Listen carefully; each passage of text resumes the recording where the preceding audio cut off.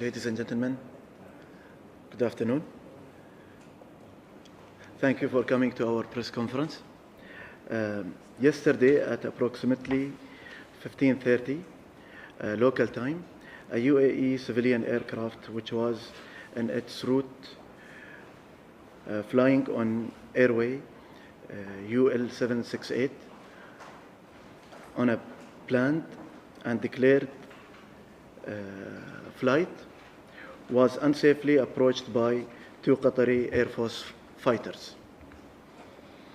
The two fighter jets came at a close proximity to the aircraft, reducing the separation to 700 feet vertical and less than half a mile lateral separation, which is way below the safe separation that is maintained at this kind of operation.